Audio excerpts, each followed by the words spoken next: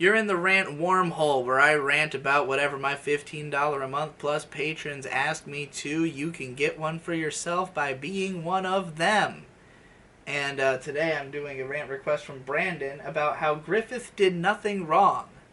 You know, I've been interested in this type of story lately where the characters try to achieve a greater good by committing a big bad evil. And it's rare that you see characters actually get away with this in stories, because there's lots of times where the villain, their plan is like reset the earth. They're like, humans are a blight, they've caused environmental destruction, they are fucking evil, we're going to regress humanity, fucking nuclear winter this bitch, and we'll start over and we'll see what happens. Um, this kind of happens on like a micro scale in Arjuna. Um, and like the bad guy in Gun X Sword was planning to do this, and I was rooting for him because that show was terrible, and the main characters were all obnoxious. But yeah, so there's stories like that. It's rare that they actually get to do it, and you'll see like micro versions of this. But in Berserk, Griffith has done all the worst things he could do. Like, he's done everything bad that you could do. He's betrayed his friend, uh, gotten him, severely wounded, raped his girlfriend, more importantly, raped a girl, but like also it's, their mutual friend who Guts is in love with, and this poisons their unborn child to make him like a forsaken mutant thing. He kills most of his friends, sacrifices them to demons, and then, gains ultimate power, basically. And then he uses this ultimate power to take a bunch of demons and just storm the earth and fucking overthrow the government and put in their own government. I believe this is what's happening, because it's been a while since I've read Berserk. I was on like volume 31. It was kind of unclear what was going on with Griffith entirely, but it seemed as though his intention was to overthrow the system and make it better for everybody. Make it so like the freaks and geeks of the witch world, were able to live on this planet where ordinarily they'd be persecuted or whatever.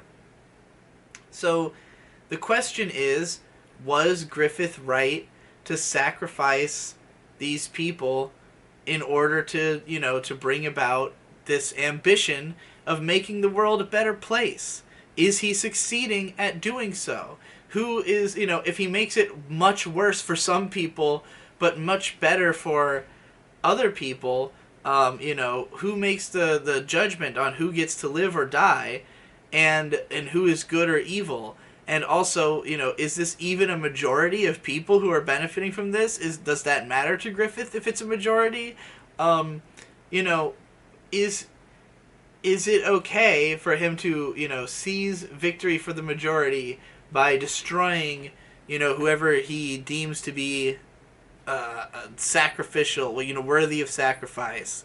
So he sacrifices the whole band of the Hawk. And, like, when you think about it, everyone in that group literally was prepared to do anything for him. They were all like, yeah, we'll lay down our lives for Griffith, where we live for his ambition, like whatever will bring him to where he's trying to go, then we will do that. And, like, everyone in the Band of the Hawk was down for that. So, like, did he do anything that they would not have allowed him to do? It's hard to say, because, like, he didn't give them a chance to opt out. And obviously when it happens, they are all definitely not okay with getting eaten by demons. They are horrified. It's a bad scene. It's intense. It's awe-inspiring.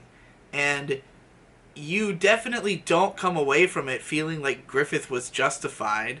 You come away from it feeling like he just betrayed everybody and fucking became a demon lord and fucking, raped Casca, and Guts is going to spend the rest of his life trying to kill this guy, and you're completely behind his mission. Like, it's obvious that he has to do that, you know, because, like, what, are you gonna not kill that guy?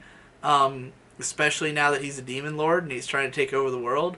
Like, you know, he's the ultimate evil. But then the question, you know, that's always lingered in my mind is, like, is that what it's going to come down to in the end? Is, like, is Guts even going to think Griffith is the bad guy still at the end, you know? Or, like, what will this all amount to? Um, so, yeah, like, did Griffith do anything wrong? Absolutely. Because you can tell it when you see it.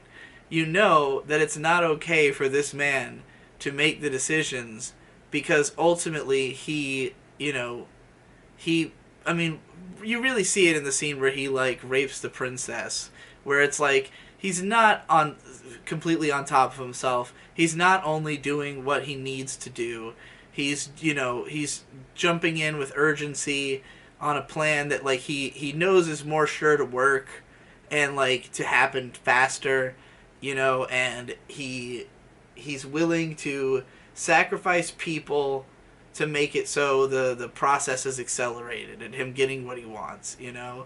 And, like, he's also a man who he'll just take, you know, if he just feels moody, I guess, he'll just fuck the princess because he's like, I just want to show that I have this power and that I own you, you know? It's like, you just don't want that guy in control of everything, probably. But, you know, so yeah, he definitely did something wrong. Even if it's not something that you can write down in, like, logical terms. You can't say, like, oh, well, you know, like, he did nothing wrong because fucking he, you know, all the guys agreed to die for his cause. It's like, yeah, but you know they didn't intend to die like this, and that they would have stepped down, you know, or at least that they could have, you know, he could have let them know what the plan was and let only the people who were down be down, and but he knew that if he did it the way he did it, it would be the most advantageous. So he just went with the most advantageous, you know. He's a cutthroat, cruel man. That's it for this rant.